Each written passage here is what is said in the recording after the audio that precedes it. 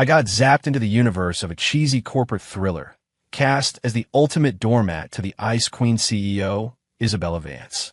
Just as I was getting ready to play my part, get dumped, and cash out, I realized something wild.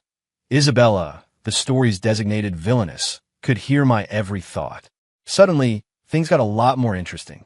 On the outside, I was the perfect, pathetic devotee. On the inside, I was a one-man demolition crew, aiming for a Best Actor award in the category of split personality.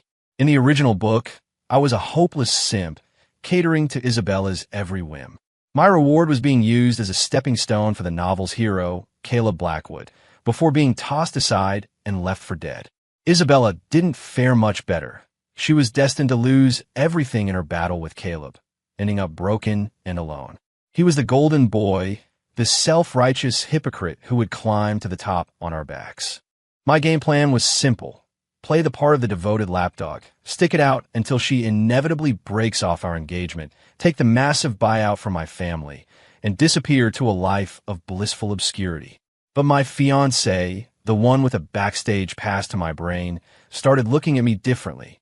Not only did she derail the plot, she started playing along with my internal monologue, turning the novel's golden boy protagonist into her personal chew toy. The whole story went completely off the rails. Isabella, I brought you that oat milk latte you love. Still warm. I held up a small paper bag. A smile I hoped was equal parts sincere and pathetic plastered on my face as I stood outside her office. The door was expensive frosted glass, and through it, I could see her silhouette, a vague but unmistakably cold outline. God, this simp routine is soul-crushing. Me, Ethan Hayes, a perfectly good 21st century man, stuck in this cliché-ridden business novel as the hero's first stepping stone, the ultimate sidekick simp who shares my name. I had to get up at 6, drive halfway across New York from my place in Brooklyn to her Midtown office, all for a cup of coffee she supposedly loves. The kicker? The book says she hates oat milk lattes. She just gets off on the power trip, the feeling of having someone at her beck and call. Figures. I held the smile, mentally cursing the author for the 1,000th time. The door opened. Isabella Vance stood there, framed in the doorway. She wore a tailored white pantsuit, her long dark hair pulled back in a severe bun that showed off her flawless forehead and the elegant curve of her neck. Her face, famous in the business world for being an Arctic landscape, was completely devoid of expression. She took the paper bag from me, her fingers brushing against mine for a split second. Damn, she's cold. Is this woman even warm-blooded? No wonder the book painted her as the evil witch. She radiates a powerful don't-touch-me field. I have to admit, though, she's a 10. That face, that figure. You could make a statue of her, and it would probably appreciate in value. My mind was wandering, but Isabella's movement paused. She held the bag, but instead of turning back in her office like she usually did, she looked at me. Her gaze lingered for a full 3 seconds. It was weird. Not disgust, not impatience. It was more like she was studying a newly discovered species. Is there something else? She asked, her voice as cool and crisp as her appearance, like shattered ice. No, nothing. I shook my head, snapping back into character. Just make sure you drink it while it's hot. I won't bother you anymore. Get out, clock out for the day. Only 3 more months of this. Then the hero, Caleb Blackwood, makes his grand entrance, and she'll kick me to the curb. I'll take the family's generous sorry it didn't work out check, buy a house on the coast in Maine, get a couple of dogs, name one author and the other editor, and live the dream. I turned to leave, but her voice stopped me. Wait. My body went rigid. A knot of dread formed in my stomach. What the hell? This isn't in the script. Right now, she's supposed to toss the latte in the trash and tell me to get lost. Why is she stopping me? Did I overact?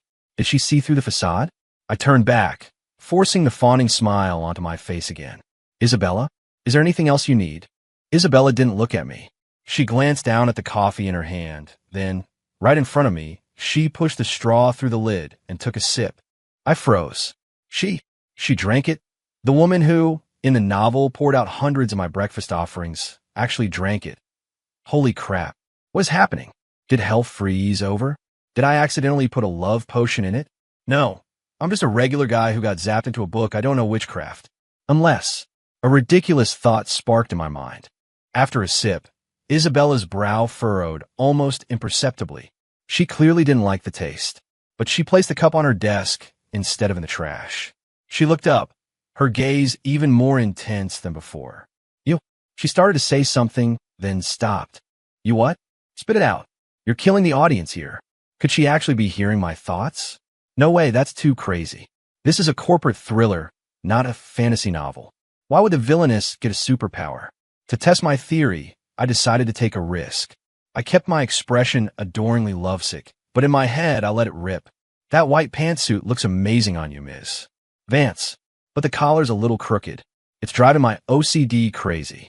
I have to fight the urge to reach out and fix it. The moment the thought formed, Isabella's right hand twitched, moving instinctively toward her collar. She caught herself almost immediately and lowered it, but I saw the motion, clear as day. My mind was reeling, but my face remained a perfect mask of devotion. Let's try again. Her eyelashes are so long. Wait, did one just fall on her cheek? Right on her left cheekbone. Isabella's body stiffened again. This time, she didn't move, but her eyes darted slightly, and a tiny muscle in her left cheek jumped. She was fighting it. She was actively resisting the urge to touch her face. I got it. I got all. This was huge. This Ice Queen CEO, this supposed villainess, could actually hear my thoughts. In that instant, my brain went from a complete system crash to a full reboot, then immediately overclocked its CPU. Panic? A little. I mean, my entire playbook was wide open. But mostly, I felt a strange, exhilarating thrill. It was like playing a video game with God mode enabled, only to discover one of the top-level NPCs was also hacking and could see your mouse cursor. This game just went from single-player to multiplayer, and it felt like we were on opposite teams. No, wait. Judging by her reaction, maybe not. Okay, Ethan, calm down. This is a crisis, but it's also an opportunity. If she can hear my thoughts, I have to change up my sim performance. It can't just be surface level anymore. It has to be layered, nuanced. I have to make her believe, deep down, that I really am that pathetic lapdog. If she believes it, I'm safe. The second Kayla Blackwood shows up, she'll dump me like yesterday's garbage. The plan remains the same. I looked at Isabella, my expression shifting seamlessly from infatuated to obsessed. I stretched my lips into a carefully calibrated smile, eager to please but not greasy. You look beautiful today, Isabella, I said, my voice soft, laced with a bit of cautious vulnerability. Isabella's posture seemed to relax slightly. She probably thought my weird internal monologue was just a fluke, that this pathetic man in front of her was the real Ethan Hayes. The Ice Queen was back. She picked up the latte she hated, turned back to her desk, and tossed over her shoulder. You can go now. Right, of course. I nodded eagerly and practically fled. Yes, quitting time. Time to go home and play some video games. That little test was intense. I need to debrief with myself. From this day forward, call me a contender for Best Actor. My stage is Isabella Vance's world, and she's my one-woman audience. I had one foot out the door. Come back. I nearly tripped over my own feet. Jesus, what now? Can't a guy catch a break? My heart can't take this much suspense. I'm going to have a stress-induced aneurysm. I turned around, a pained smile on my face. Isabella. She was sitting in her massive executive chair, her fingers steepled on the desk, studying me with a look of intense scrutiny. Are you bored? Huh. I was caught off guard. I mean, she paused, choosing her words carefully. If you have nothing better to do, you could work here. At the company. What? Work here? Is she kidding me? As her fiancé, I'm a walking joke in this company. In the book, I beg her to let me work here, and she shot me down every single time. And now she's offering me a job. What is this woman up to? She wants to keep me under her thumb, so she can listen to my thoughts 24/7? What a conniving, evil genius. She wants to work me to death? Not a chance. My face immediately lit up with a look of pure, unadulterated joy. My voice trembled. Oh, really? Isabella, you let me come work for you? I'm so happy. I'll do anything. Make coffee, file papers, clean the floors, anything. Isabella watched my over-the-top performance, and a flicker of annoyance crossed her face. Yeah, I definitely saw that. It was annoyance. Huh. Checkmate. You want me to work? I'll defeat you with your own weapon. I'll show you what a truly useless but dedicated simp can do. You'll be begging me to leave within 3 days. Isabella was silent. The only sound in the room was the hum of the central air. I could feel her processing my chaotic inner monologue. After a solid 30 seconds, she spoke, her voice flat and unreadable. My executive assistant position is open. Report to HR tomorrow. The smile froze on my face. Assistant? Her assistant. Doesn't that mean being by her side 24 hours a day? You've got to be kidding me. This is insane. My simple 9 to 5 simp routine just turned into a 24/7 gig. My beach house, my dogs, my early retirement. It's all gone up in smoke. Isabella Vance, you are a monster. A capitalist succubus. A vampire. My inner voice was screaming, but the words that came out of my mouth were so sweet they could give you a cavity. Yes, I'll be here first thing in the morning. Thank you, Isabella. You're too good to me. With that, I gave her a bow so deep I nearly folded in half, then bolted out of there like my life depended on it. If I stayed a second longer, I'd either be driven insane by her or die from the sheer effort of my own acting. I didn't see it, but after I left, the woman in the office, who had been ramrod straight the entire time, finally slumped back in her chair. She picked up the now lukewarm latte, took another sip, and looked at the empty doorway. A tiny, involuntary smile touched the corner of her lips. Her office was soundproof, so she couldn't hear my muffled cry of despair from the hallway. I'm so screwed. The next day, dressed in a brand new but slightly cheap-looking suit, I showed up on time on the top floor of Vance Industries, right outside the CEO's office. I had no choice. In the book, Ethan Hayes had terrible taste. To avoid breaking character, I had to wear this suit that made me look like a desperate real estate agent. Isabella's secretary, a sharp woman named Linda, looked like she'd seen a ghost when she saw me. Mr. Hayes. Well, if it isn't Linda. In the book, she gave me more side-eye than anyone. Behind my back, she called me the CEO's personal chewing gum. But that Mr. Hayes sounded almost respectful. Isabella must have given her a heads up. I gave her a warm smile. Hi, I'm a new executive assistant, Ethan Hayes. Linda's mouth dropped open, but years of professional training kicked in. Her expression smoothed into a corporate-approved fake smile. Ms. Vance is expecting you. Isabella was reading a file and didn't even look up. Linda, showing the ropes. Yes, Ms. Vance. Great. She's already treating me like a pack mule. Fine by me. You just wait. Today, you're going to witness the birth of a legend. The laziest man in corporate America. For the rest of the morning, I gave a masterclass in the art of being utterly useless. Making copies, I managed to jam the machine so badly with A4 paper that it had to be taken offline for repairs. Organizing files, I sorted a major contract by page number in reverse order, nearly giving the head of the legal department a heart attack. Making coffee, I mistook the salt for sugar and served Isabella a lovely sea salt latte. Isabella took one sip, then looked at me, her face a perfect, emotionless mask. The air in the office crackled with tension. Here it comes. She's going to lose it. Yell at me. Humiliate me. Tell me to get out. I'm ready to burst into tears and sob. I didn't mean it. I just wanted to do something nice for you. I braced myself for the verbal assault, my lines rehearsed. But Isabella just set the cup down and said, flatly, make it again. I was stunned. What? That's it? That's not right. According to her character profile, she should have thrown the coffee in my face and called me a worthless idiot. Why is she so calm? As if hearing my confusion, Isabella looked up, her gaze piercing. If I throw it on you, who's going to clean my carpet? I. Of course. She's worried about her six-figure, hand-woven Persian rug. The cold, calculating heart of a true capitalist. I get it now. I scurried away to make a new cup of coffee. By lunchtime, I was exhausted from my efforts to be incompetent, but the pink slip I was hoping for never came. Isabella was like an unfeeling machine. No matter what I screwed up, she just calmly told me to do it over without a hint of wanting to fire me. I started to question everything. What's her game? Does she get some kind of sick pleasure out of watching me fail? What kind of twisted hobby is that? Finding joy in my misery? She's more of a villain than the book gave her credit for. During the lunch break, Isabella had a meeting with a client. As a new assistant, I had to tag along. We had just reached the underground parking garage when a white Maserati pulled up in front of us.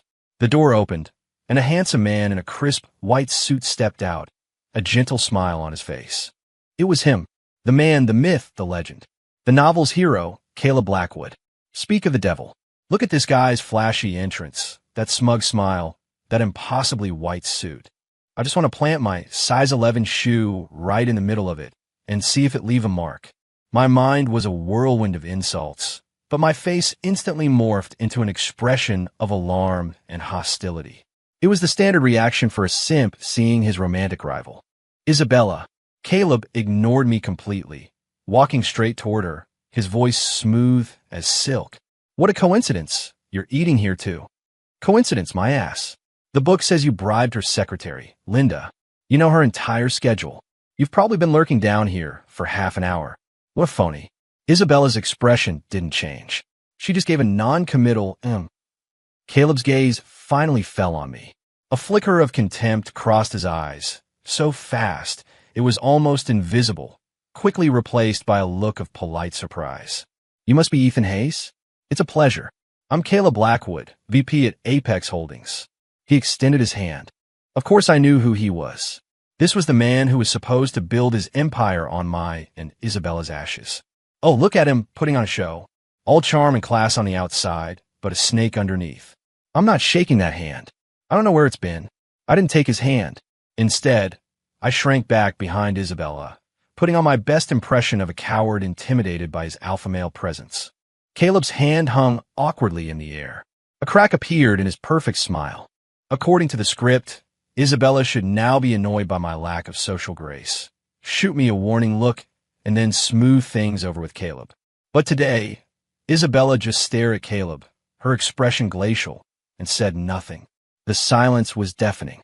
Caleb's face started to flush. Ha ha. Yes. Well played, Isabella. That's how you handle him. Let him squirm. Look at his face, it's turning green. His white suit just makes him look like a stalk of celery. Just as I was celebrating internally, Isabella spoke. She looked at Caleb and said, Are you attached to that hand? Caleb blinked. What? Isabella's gaze dropped to his outstretched hand, her voice dropping several degrees. My assistant doesn't like physical contact. Keep your hand out there, and I'll consider it harassment. Caleb's face went from green to a deep shade of purple. He snatched his hand back as if he'd been electrocuted. Hiding behind Isabella, my jaw hit the floor. Holy crap, what just happened? Isabella actually stood up for me? And in such a savage way. Shouldn't she be embarrassed by me right now? Could it be? My inner monologue strategy is working? Is she protecting me? A wild, audacious idea started to take root in my mind. Caleb's face was a mess of conflicting emotions. He'd probably never been shut down so brutally by Isabella before. Isabella, you've misunderstood. I was just trying to be friendly with Mr. Hayes, he stammered, trying to salvage some dignity. Isabella didn't even bother to respond. She simply walked around him and headed for her car. I followed close behind, and as I passed Caleb, I shot him a timid glance before quickly looking down. Yes, this is amazing. Watching this hypocrite get owned is more satisfying than a cold beer on a hot day. Isabella is on fire today. 10 points for Vance. I could feel Caleb's venomous glare burning a hole in my back. Once in the car, Isabella started the engine, and we pulled smoothly out of the garage. The car was silent, except for the soft whoosh of the air conditioning. I sat in the passenger seat, sneaking glances at her out of the corner of my eye. Her profile was perfect, like something carved from marble. But her expression was still the same impenetrable mask of ice. She defends me like a lioness 1 minute, and then pretends I don't exist the next. Women are a mystery. Still, when she said my assistant, it sounded pretty good. Huh! As if sensing my stare, she spoke without turning her head. Seatbelt. I realized in my excitement, I'd forgotten to buckle up.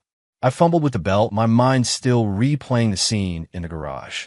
Speaking of Caleb, his next move should be at that charity gala tonight. In the book, he gets together with some of Isabella's relatives on the board, uses a failing project to challenge her leadership, and forces her to give up some of her power. And me, the idiot simp, I tried to defend her and got publicly humiliated for it, becoming the laughingstock of the whole event. My stupid stunt distracted Isabella, making her lose focus. Caleb seized the opportunity and wrestled control of the project from her. A project she poured her heart and soul into for a year to prove herself. Tonight, I can't be that stupid again. I have to play this differently. I can't just avoid dragging her down. I have to help her. We're allies now, after all. If she goes down, Caleb will come after me next, and my dream of a quiet life goes up in smoke. I was deep in thought as Isabella pulled up in front of a high-end restaurant. The meal itself was uneventful. It was a business lunch, so my role as the useless assistant was to sit there and be invisible. Halfway through, Isabella got a call from her secretary, Linda. Ms. Vance, Mr. Bishop from the board will also be at the gala tonight, and he wants to... Isabella cut her off. I know. She hung up. Her expression darkened. Walter Bishop? He's one of the old guard at Vance Industries, one of her father's contemporaries. Looks like Caleb has already won him over. Tonight's gala is going to be a minefield. Isabella's in a tough spot. After her father died, she, a young woman, took over this massive corporation. She's got relatives on the board watching her like hawks and predators like Caleb circling. The book didn't just make her lose for no reason. I looked at her, at the deep furrow in her brow, and I felt a pang of sympathy. Well, hold on, Ethan. You're here to act, not to empathize. Don't forget the end game, retirement. After lunch, Isabella dropped me off at the office building. Be here at 7 to pick me up, she said, and then headed upstairs. I watched her go, a mix of emotions churning inside me. At 7 o'clock sharp, I was back, dressed in a custom-tailored suit Isabella had sent over, holding the keys to her Bentley. Looking at my reflection, I had to admit the clothes really do make the man. Isabella had changed into an evening gown, a stunning black dress that made her skin look like porcelain and added a dangerous, smoldering edge to her usual coolness. Damn, a true femme fatale. No wonder Caleb is obsessed with getting his hands on her. It's a shame that in the book, such a brilliant woman ends up with such a tragic fate. I opened the car door for her, sighing internally. Isabella paused for a second before getting in, giving me a long, searching look. The charity gala was a glittering affair, packed with the city's elite. The moment Isabella and I walked in, all eyes were on us. Isabella was a natural showstopper. I was the awkward, out-of-place accessory clinging to her arm. I could feel the looks of judgment and disdain. Isn't that the useless kid from the Hayes family? What's he doing with Isabella Vance? I heard he's her fiancé. He's been chasing her for years. I guess persistence pays off. Please, he's just arm candy. That merger marriage is doomed to fail. Go on, laugh it up. The more you mock me, the more convincing my character becomes. I kept my head down, sticking close to Isabella, projecting an air of insecurity and unease. It wasn't long before Caleb appeared, a glass of champagne in hand. With him was a portly, middle-aged man, Walter Bishop, a director on the Vance Industries board. Isabella, you finally made it. Caleb's smile was as charming as ever, but his eyes shone with a smug, predatory light. Bishop adopted the tone of a concerned elder. Isabella, my dear, I hear you've been working on that new green energy project on the west side. It's good for young people to be ambitious, but you must know your limits. From what I've heard, that project is losing a fortune. The board is very concerned. And here we go. The main event has begun. This is it. The fat man makes the opening attack. Then Caleb swoops in to play the mediator, proposing a joint oversight committee, which is just a fancy way of getting his claws into the project. Once he's in, he'll use it as a foothold to start chipping away at Isabella's core business. Okay, Isabella, it's all on you now. In the book, this is where you panicked and they steamrolled you. I watched her, my heart pounding, but she wasn't panicking. Instead, she gently swirled the wine in her glass, a cold smirk playing on her lips. Walter, you're well informed, but the losses you're referring to are from last quarter's report. This quarter, the project has already turned a profit. Bishop was taken aback. Profit? Impossible. The reports you saw were provided by Mr. Blackwood, weren't they? Isabella cut him off, her gaze shifting to Caleb. Caleb's smile froze. Isabella raised her glass to the crowd that had gathered around them. Her voice wasn't loud, but it carried, clear and sharp. Everyone, since we're on the topic, this is a perfect opportunity for an announcement. For our West Side Green Energy Project, we have successfully overcome the final technological hurdle and have reached a preliminary partnership agreement with Lumiere International, Europe's largest energy consortium. The contract will be signed next week. A wave of shock rippled through the room. Lumiere International? The industry giant. My God, Vance Industries is about to hit the big time. The color drained from Walter Bishop's face. He stared at Isabella, then at Caleb, in disbelief. Caleb looked even worse. He was glaring at Isabella, trying to find any sign that she was bluffing. Ha ha, brilliant. A total knockout punch. This woman is incredible. She managed to land a deal that big without anyone knowing. In the book, she failed. Did my presence here cause some kind of butterfly effect? Wait a second. Overcoming the technological hurdle? I remember the book mentioning that the key was a new catalyst formula invented by a reclusive old professor. Isabella sent people to see him several times, but he always threw them out. In the end, it was Caleb who tricked the old man into trusting him and got the formula. So how did Isabella get it this time? As I was trying to piece it together, Isabella's gaze suddenly fell on me. To the astonishment of everyone present, she walked over to my side and smoothly linked her arm through mine. And I also have my fiancé, Ethan Hayes, to thank for this. I went numb. Huh? Thank me? For what? For almost blowing up your office this morning? Isabella continued, her voice ringing with confidence. It was Ethan who gave me the idea. He told me that while the professor is eccentric, his one true passion is chess. And Ethan, as it turns out, is a tournament-level player. He spent 3 days and 3 nights playing chess with the professor, and in the end, earned his respect and convinced him to partner with us. The room was dead silent. Every single eye was on me, filled with a mixture of shock, disbelief, and awe. Caleb looked like he had just swallowed a bug. As for me, my brain had short-circuited. Me? A chess master? I can barely win a game of checkers. What's she talking about? She's throwing me to the wolves. It's over. My cover is blown. My carefully crafted image as a useless, talentless simp is ruined. I could feel my eyes starting to twitch. Isabella squeezed my arm gently, a silent command to play along. She leaned in, her voice a whisper only I could hear. Smile. I forced my lips into a rigid, painful grin that probably looked more like a grimace. On the ride home, I was practically melting into the passenger seat, completely drained. Tonight's events had gone so far off script, I couldn't even see the original plot anymore. How did you know that Professor liked chess? I finally asked, and why did you lie and say I could play? You just painted a giant target on my back. Caleb is going to want to kill me now. Isabella drove, her eyes fixed on the road. You said it. In your head. I forgot. She had a cheat code. I had been running through the plot in my head in her office the other day, and I must have mentioned the professor's hobby. But you can't just lie and say I can play chess. I was on the verge of a breakdown. What was the alternative, she countered. Should I have told him my fiancé can see the future because he's from another dimension where our lives are a work of fiction? I was speechless again. Well, she has a point. Can't exactly reveal the whole I'm in a book secret. But still, Caleb is going to look into it. He'll find out I can't play, and then the whole lie will fall apart. He won't, Isabella said with absolute certainty. He'll just assume you've been hiding your true talents all this time.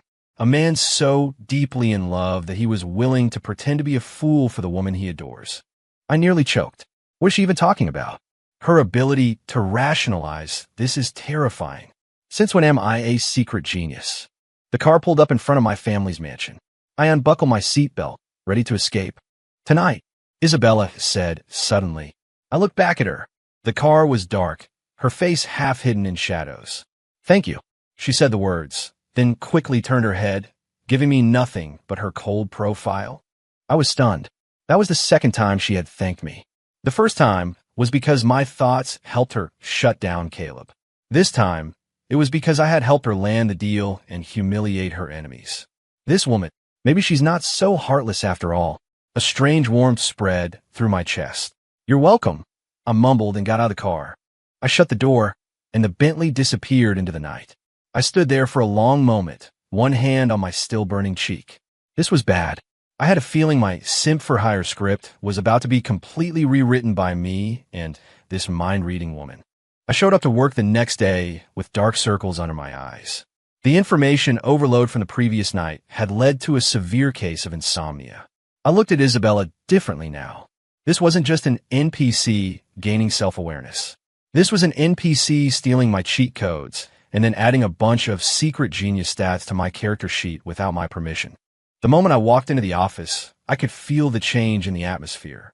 Everyone who passed me looked at me with a new kind of expression, a mix of curiosity and respect. Even Linda was cautious when she brought me my coffee. Mr. Hayes, how do you take it? Well, look at this. Overnight, I've gone from the chewing gum on the CEO's shoe to the prince consort. These people are so transparent. I walked into Isabella's office. She was on the phone, speaking fluent, confident English. A woman at the top of her game is seriously attractive. It's a tragedy that in the book, a brilliant mind like hers gets torn down by a snake like Caleb. Isabella hung up and looked at me. Dark circles, she stated. Yeah, didn't sleep well last night, I said, scratching my head. No kidding. Between the gala drama and my new identity as a chess prodigy, my nervous system is shot. Isabella didn't say anything else. She just opened a drawer, took out a small box, and tossed it to me. I fumbled to catch it. It was eye cream, a ridiculously expensive brand. Well, the capitalist is handing out perks. Is this hush money or a peace offering? Either way, I'll take it. I pocketed the cream and dutifully took my place behind her, ready to assume my assistant duties. What's on the agenda today? I asked. Today, Isabella said, your job is to do nothing. I blinked. What does that mean? What's her new angle? Yesterday, she worked me like a dog. Today, she wants me to be a paperweight. I'll never figure this woman out. Isabella seemed tired. She leaned back in her chair, closed her eyes, and rubbed her temples. I need to think. Quietly, she said softly. I understood. She needed to process everything that had happened in the last few days. And my existence. I shut my mouth, pulled up a chair in a quiet corner of the room, and began my official duties as a professional loafer. The office was peaceful. I watched the sunlight filter through the blinds, painting stripes of light on the floor. Isabella's eyes were closed, her long lashes casting shadows on her cheeks, softening the sharp edges of her face. I suddenly thought, this isn't so bad. No scheming, no plot to follow, just quiet. If it could always be like this, would that be so terrible? The thought scared me as soon as it appeared. Stop it, Ethan. Your goal is a house in Maine, a couple of dogs, early retirement. Don't let the capitalist's mind games get to you. As I was having my internal battle, Isabella opened her eyes. Her gaze was clear and focused. She had made a decision. Ethan, she said. Present. I sat up straight like a kid in school. We need to talk. She stood up, moved to the sitting area, and sat on the sofa, gesturing for me to join her. My stomach dropped. This felt like being called to the principal's office. Here we go. The big talk. Is she going to have me dissected for science? Or just quietly have me disappeared? I sat down opposite her, my body tense. When did it start? She asked. When did what start? I played dumb. Hearing your thoughts, she said, cutting straight to the point. I was silent. I couldn't answer that. I couldn't exactly say the moment I woke up in this universe.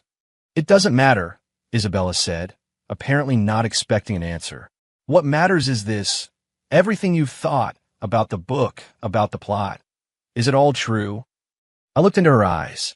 They were beautiful, but right now, they were filled with a searching intensity and a hint of vulnerability that I'd never seen before. No matter how strong she was still just a woman in her 20s. The realization that her life might be nothing more than a pre-written story, her fate already sealed, must have been terrifying. Against my better judgment, I nodded.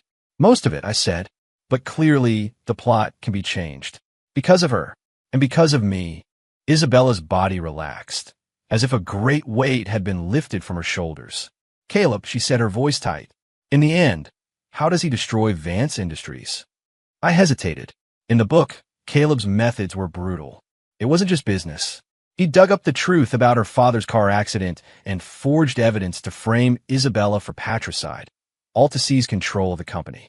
It destroyed her reputation, broke her spirit, and drove her to a complete mental breakdown. It was too cruel. Can I tell her that? Can I tell her that the memory of her beloved father will be used as a weapon against her? That the family she fought so hard to protect would be the ones to hammer the final nail in her coffin? It would break her. My silence was all the answer she needed. Her face grew pale, but her eyes hardened. Tell me, she said. Her voice was quiet, but it held the unyielding strength of steel. I took a deep breath, and I told her everything. The original plot, Caleb's schemes, her tragic end. I spoke slowly, each word a heavy stone. With every sentence, the color drained further from her face. When I told her about being framed for her father's murder, about being betrayed by her own family, her hands began to tremble uncontrollably. I regretted it immediately. I reached out, wanting to offer some kind of comfort, to touch her shoulder. But my hand stopped halfway. What right did I have to comfort her? I was just an outsider, a guy trying to escape the story. Just then, Isabella looked up at me. There were no tears in her eyes, only a chilling cold and a terrifying, bottomless rage. I want him dead, she said. A shiver went down my spine. This is the real Isabella Vance. The queen who can stay calm in a crisis, who can plot her revenge even in defeat. The book just wore her down. It never broke her spirit. I'll help you, I said. The words were out of my mouth before I could stop them. Wasn't I supposed to be aiming for a quiet life? Wasn't I supposed to be avoiding all this drama? But looking at this woman, broken but burning with a desire for vengeance, I couldn't bring myself to say no. Isabella looked at me, her expression unreadable. Why? Because I was stuck. Why? Because I have a soft spot for a damsel in distress? Because I feel sorry for you? Because I can't stand that hypocrite Caleb? No, it's none of those things. It's because we're in the same boat now. If you go down, I go down with you. And there goes my dream of a quiet retirement. I had found the perfect, self-serving excuse. Because we're allies, I said, my voice firm. Your enemy is my enemy. Helping you is helping myself. Isabella studied me for a long time. So long I thought she was going to see right through me. Then she smiled. It was a faint smile, like the first crack in a frozen lake, there and gone in an instant. Okay, she said. We're partners. She held out her hand. This time I didn't hesitate. I took her hand. It was still cool to the touch, but soft. Partners in crime, I said. Partners in crime, she replied. From that day on, Isabella Vance and I officially formed the Villain's Revenge Squad. We had one goal: take down the hero and rewrite our destinies. And my dream of a quiet, peaceful retirement seemed to drift further and further away. After we formed our alliance, my relationship with Isabella shifted into a new phase. We were no longer just simp and goddess or assistant and boss. We were teammates on a high-stakes mission. The only problem was the mission difficulty was set to hell, and our opponent was the chosen one, the guy with plot armor thicker than a tank. Isabella's decisiveness was astounding. The very next day, she set up a secret war room, which was really just a private lounge attached to her office. She dragged in a giant whiteboard and covered it with sticky notes, drawing complex webs of character connections and timelines. At the center of it all was Caleb Blackwood.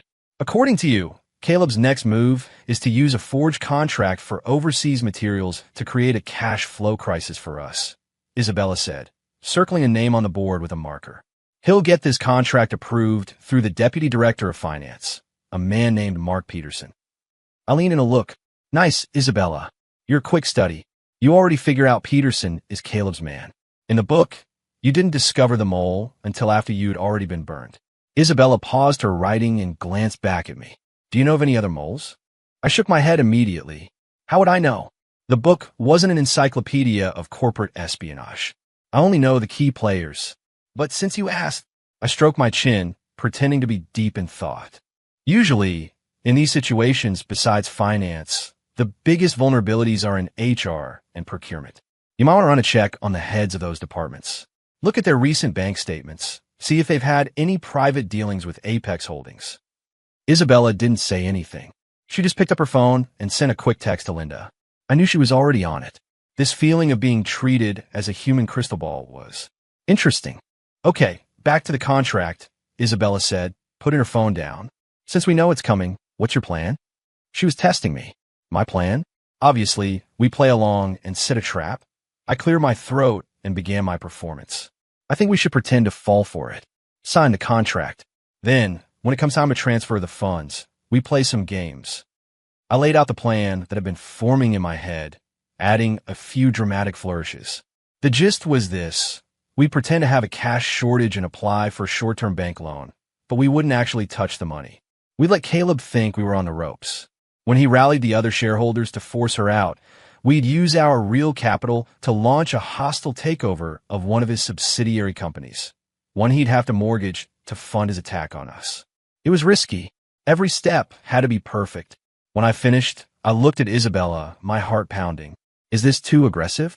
If we screw this up, we could lose the whole company. But if you don't take big risks, you can't win big. Isabella listened, her face unreadable. She stared at the whiteboard, her fingers tapping a silent rhythm on the table. The office was quiet, the only sound our breathing. After what felt like an eternity, she looked up. Her eyes were shining with a light I'd never seen before. It was the look of a hunter, filled with excitement and ambition. "We'll do it," she said. "I'll work out the details. Your job is to continue playing your part." Mission accepted. I gave a mock salute. For the next week, I lived the corporate life I'd always dreamed of. I'd come into the office, drink coffee, read the news, scroll through my phone, and occasionally deliver a few cheesy, adoring lines to Isabella for show. Meanwhile, Isabella went into overdrive. She was in and out of meetings all day, taking calls, signing documents. Several times, I saw her in the office late at night, standing in front of the whiteboard, running through the plan over and over again. I started to feel a little guilty.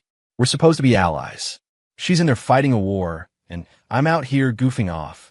Maybe I should offer to help. Then again, what could I do? I can barely make copies.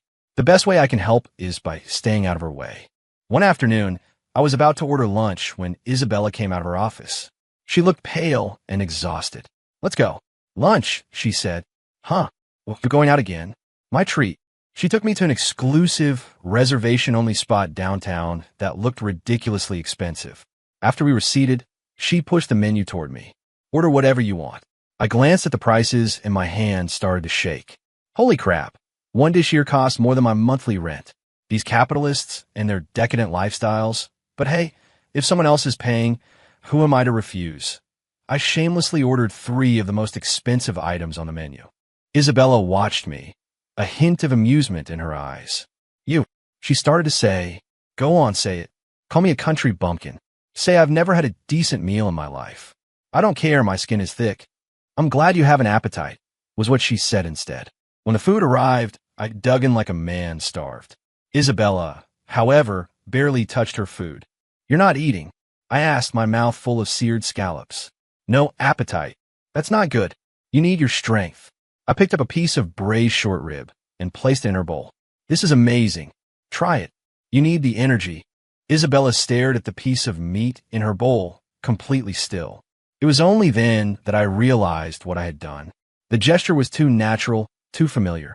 It wasn't something a simp would do for his goddess. It was something a boyfriend would do for his girlfriend. Crap, I broke character. I was about to say something to cover my tracks, but to my surprise, Isabella picked up the short rib and took a small, delicate bite. After she swallowed, she looked at me and said, "Thank you." That was the 3rd time she had thanked me. My heart, for some reason, skipped a beat. After the meal, Isabella went to pay the bill. She opened her wallet, only to find it empty. She froze. "Where are my cards?" She searched her entire purse, but they were gone. I was stunned. You're kidding me. The all-powerful CEO goes out for a fancy lunch and forgets her wallet? This is straight out of a bad romance novel. Oh, wait, I remember this. This was in the book. She was overworked and left her wallet at the office. Then Caleb Blackwood swoops in like Prince Charming, pays the bill for her, and subtly mocks me for being a useless tag-along. Isabella was annoyed, but it put her in his debt. I instinctively glanced toward the door. And sure enough, there he was, Caleb Blackwood, in his signature white suit, walking toward our table. He wore a smug smile that said, "Everything is going according to plan." Isabella's expression hardened. Damn it, he gets to be the hero again. What do we do? I don't have enough money on me to cover this. I was panicking internally. Just as Caleb was about to reach our table, ready to deliver his damsel in distress line, Isabella turned to me, a mischievous glint in her eyes. Then she pulled something out of her pocket and pressed it into my hand. It was a black credit card. "Use mine," she said. I looked down. It wasn't just any card. It was the one she had tossed on my desk this morning when I came in. At the time, my internal monologue had been, "Another card? Is she trying to put me on retainer?" Yes, rich lady, I am available for all your sugar baby needs. I had just stuffed it in my pocket without a second thought, but now. I held the card, looked at Caleb's shocked face, then back at Isabella, who was the picture of calm. I suddenly understood. This was a setup. She knew Caleb would be here. She had planned this whole thing, and I was the tool she was going to use to wipe that smug look off his face. I walked to the front desk, and under the astonished gaze of Caleb and everyone else in the restaurant, I handed the card to the cashier. We'll be paying with this. In that moment, I felt like the coolest man on the planet. As we left the restaurant, Caleb's face was thunderous. He probably couldn't figure out how the script had gone wrong yet again. Isabella, I had no idea you were so generous with Mr. Hayes, he said, his voice dripping with sarcasm, giving him his own supplementary card. Isabella linked her arm through mine again, her tone casual. He's my fiancé. What's mine is his, isn't it? Ooh, nice. A public declaration of ownership. Caleb's face is getting even greener. It looks like a freshly painted wall. I puffed out my chest, playing the part of the smug victor perfectly. I could hear Caleb's knuckles crack as he clenched his fists. It seems I overstepped. He ground out through his teeth, then turned and stormed off. Watching his pathetic retreat, I felt a wave of pure satisfaction. Nice one, I whispered to Isabella, winking. I have to hand it to you. For an ice queen, you're a hell of an actress. Isabella glanced at me, saying nothing, but the faint smile playing on her lips told me she was enjoying this as much as I was. In the following days, everything went according to our plan. Peterson, the mole, submitted the fraudulent contract. Isabella, after some feigned hesitation, signed it. Caleb, thinking his plan was a success, began secretly rallying the board members, preparing for his big move at the end-of-month meeting. On the surface, everything was calm, but I knew it was the quiet before the storm. I used the downtime to mentally review the original novel's plot, searching for any details we might have missed. And I found something big. This isn't right. In the book, before the board meeting, there's another major event. Isabella gets kidnapped by a business rival. Caleb tries to play the hero again. He doesn't quite succeed, but Isabella gets injured in the process, misses the board meeting, and Caleb uses her absence to seize power. This kidnapping, is it still going to happen? I told Isabella my concerns. After she heard me out, her brow furrowed. A business rival? You mean Donovan Enterprises? Yeah, that's them, I nodded. In the book, it's Leo Donovan, the family's notoriously spoiled second son. He had a thing for you. You shot him down, and he's been holding a grudge ever since. Isabella's face grew grim. Leo, he has been in contact with Caleb recently. Well, there it is. Those two scumbags getting together can't mean anything good. So what's your plan? I asked her. Beef up your security? It won't work. Isabella shook her head. A planned attack is almost impossible to defend against. They'll find a way. So what? We just wait for it to happen. I was getting anxious. If you actually get kidnapped, our whole plan goes down the drain. Isabella looked at me, a strange light in her eyes.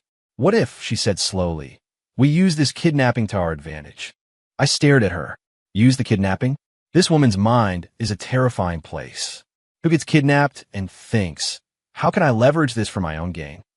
But it's not a bad idea. If we could play along and somehow drag Caleb into it, get him and Leo to turn on each other. A bold, dangerous plan began to form in my mind. Isabella and I spent the entire afternoon in her office, huddled in front of the whiteboard. We came up with a plan that was certifiably insane. Isabella would let herself get kidnapped. Then, I would leak false information, sending Caleb to the wrong location to rescue her. Meanwhile, Isabella would try to get concrete evidence of Leo and Caleb's collusion. Finally, we'd call the police and let them bust everyone. The plan was incredibly high risk. The biggest variable was Isabella's safety. Are you sure about this? I looked at her, a knot of anxiety in my stomach. This is too dangerous. No risk, no reward. Isabella's eyes were firm as stone. This is our only chance to take both of them down at once. I looked at her, speechless. This woman was even more ruthless and daring than I had ever imagined. The plan was set for 3 days' time. On that day, Isabella would go to inspect an abandoned factory on the outskirts of the city. It was Donovan property in the same location where she was kidnapped in the book. The 3 days passed in a blur. Before she left, Isabella gave me a miniature GPS tracker and a recording pen. If you don't hear from me by 8 p.m., you initiate the backup plan, she said. The backup plan was to call the police directly. I watched her get in her car and drive off alone toward that dangerous, unknown place, and my heart leaped into my throat. Please be careful, Isabella. I sat in the office, unable to focus. The minutes crawled by like hours. I kept checking my phone, checking my watch. At 5 p.m., Isabella's phone went dead. I knew it had happened. Forcing myself to stay calm, I made the call just as we had planned. The man on the other end was a private investigator I had hired. Leak the information. Tell them Leo Donovan has Isabella Vance. He's holding her in warehouse number 2 on the west side. Got it. Now all I could do was wait. Wait for Caleb to take the bait. Wait for a signal from Isabella. But the hours ticked by. The sky outside grew dark. 7 o'clock. 7:30. 7:50. Still no word from Isabella. My heart sank. Something's wrong. Something has gone horribly wrong. The plan failed. Did that idiot Leo do something to her? Or did Caleb not fall for the trap? I can't wait any longer. I grabbed my car keys and sprinted out of the office. I wasn't going to let her face this alone. I was dialing the private investigator as I drove. Find her. I roared into the phone. Find out where Isabella is right now. Use every contact you have. 15 minutes later, he called back. Mr. Hayes, I found her. Ms. Vance isn't at the West Side warehouse. She's in a shipping container at the Eastern Docks. And Caleb Blackwood is there too. My mind went blank. Caleb was there. He didn't go to the West Side. How did he know the real location? Our plan was leaked. A mole.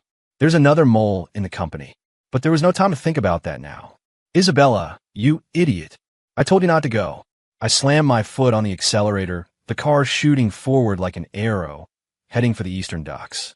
When I got there, the scene was chaos. Several shipping containers were on fire, thick black smoke billowing into the night sky. And then I saw her. Isabella was being dragged out of a container by Caleb. Her face was smudged with soot, and there was blood on her arm. Behind them, Leo Donovan and his men were in a standoff with Caleb's guys. Caleb, you son of a bitch, you double-crossed me. Leo screamed, pointing a finger at Caleb. Caleb just laughed. You idiot. Did you really think I'd partner with you? Isabella is mine, and so is her company. He started to drag Isabella toward his car. She fought back, but she was injured and no match for him. Watching this, a blind rage washed over me. I don't know where I got the courage, but I grabbed a crowbar from a nearby toolkit and charged. Let her go, I yelled. Everyone froze, stunned by my sudden appearance. Caleb turned, saw me, and a look of contemptuous amusement spread across his face. Ethan, you came all the way out here to play hero. I said, let her go. My vision was tinged with red. I swung the crowbar wildly. I was no fighter. It was pure adrenaline. Caleb dodged my clumsy attack with ease, then drove his foot into my stomach. I flew backward, slamming into the side of a shipping container. I felt something crack. Pathetic Caleb spat. See me get hurt. Isabella went berserk. She twisted around and sank her teeth into Caleb's arm. He cried out in pain, his grip loosening for a second. Isabella scrambled away from him and ran to my side. Ethan, are you okay? She cried, helping me up, her voice choked with tears. I'm fine. I coughed, tasting blood. The world was starting to spin. Damn, that hurts. This was a bad idea.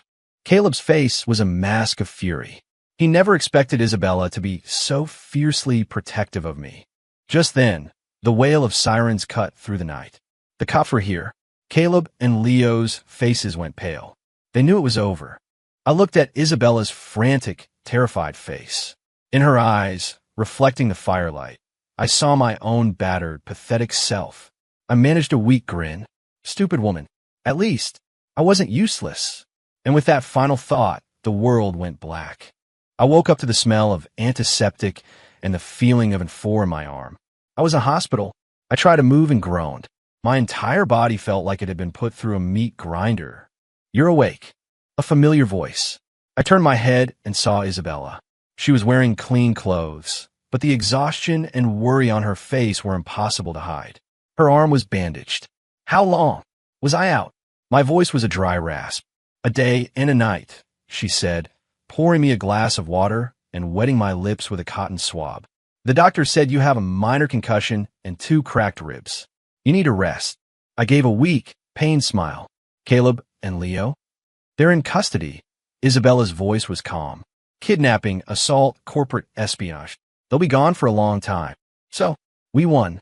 Yes, she said softly. We won. A long breath. I didn't know. I was holding escaped my lungs. Good. We won. My quiet life was safe. The hospital room fell silent.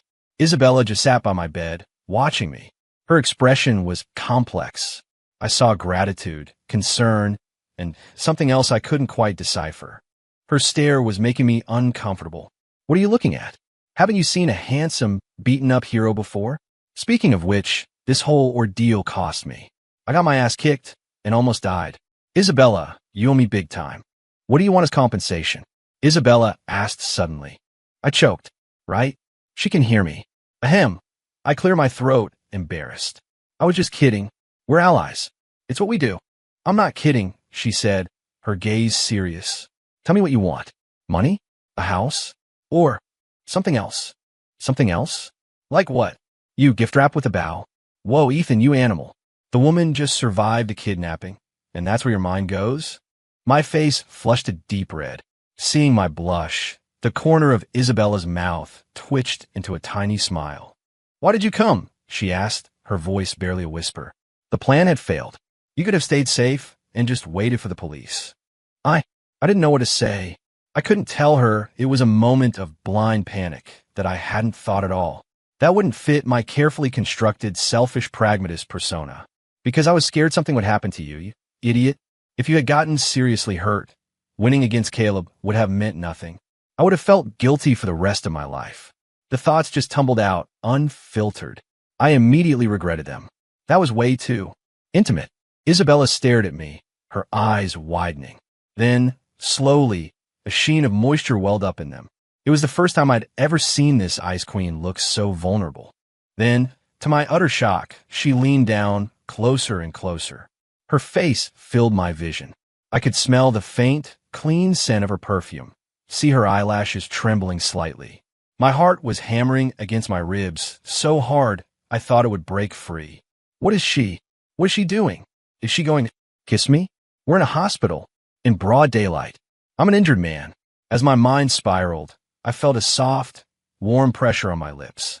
It was light, gentle, like the brush of a feather. And then it was gone. Isabella straightened up, a faint blush on her cheeks, but her eyes were shining. That, she said, her voice trembling just a little, was the down payment. I was completely, utterly dumbfounded. My brain was a dial tone, my lips still tingling from the ghost of her touch. For the next few days, I was treated like a king. Isabella canceled all her meetings and stayed at the hospital with me, 24/7. She peeled my apples, fed me soup 1 spoonful at a time, and tucked me in at night. She was so gentle it was unnerving. Our relationship changed. Neither of us said anything, but a quiet, tentative intimacy bloomed in the sterile hospital room. I grew used to her presence, her care.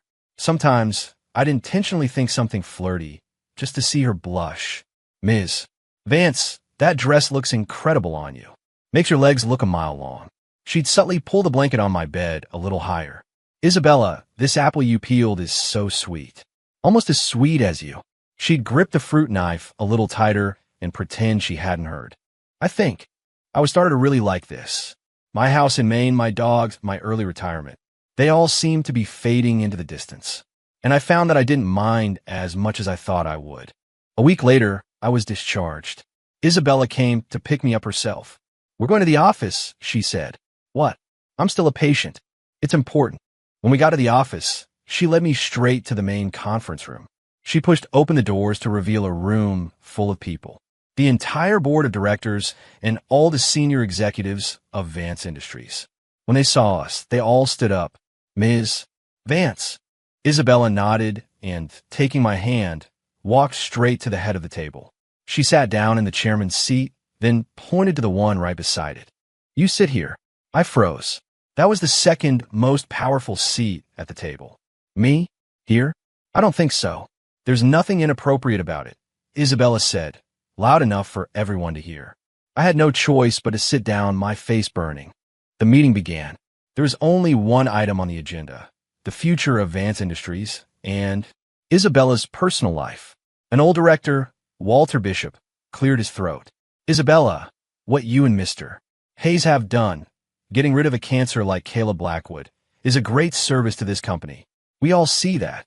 Another director chimed in. "Indeed, we all misjudged Mr. Hayes. It's clear now that he is a man of hidden depths.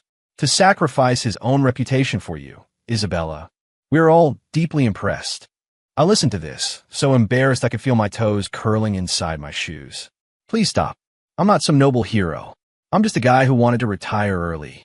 Under the table, Isabella squeezed my hand. Her hand was warm. Then she spoke, her voice clear and strong. "Directors, I've called you all here today to make an announcement." She paused, her gaze sweeping across the room.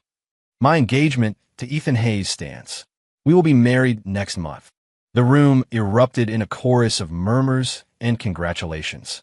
I, on the other hand, felt like I'd been struck by lightning. "Mar married. Wait, that's not how the script goes. We had a deal. We solve the Caleb problem. We break the engagement, you give me my money, and we go our separate ways. What happened to getting married?" I stared at Isabella in shock. She was looking right back at me, a smile in her eyes and a look of expectation. "Isabella Vance, you have gone completely off script. Are you reneging on our deal?" After the meeting, back in her office, I looked at her, completely bewildered. "Married? Are you serious?" "I'm never not serious," she said. "But we had an agreement." "That was the old agreement." Isabella cut me off. "Things have changed." "What's changed?" "I've changed my mind," she said, her gaze pinning me in place. "I'm not letting you go. Your house in Maine, your dogs. I can give you all of that, but you have to stay." Her eyes were commanding, but sincere. I looked at her, and the arguments I had prepared died on my lips. "So, our partnership, is it still on?" I asked, a stupid grin spreading across my face. "It is," she nodded. "It's a lifetime contract." I looked at her, and she looked at me, and we both started to laugh. A month later, our wedding was the talk of the town. I, Ethan Hayes, the city's former #1 simp, officially married the undisputed queen of the corporate world, Isabella Vance.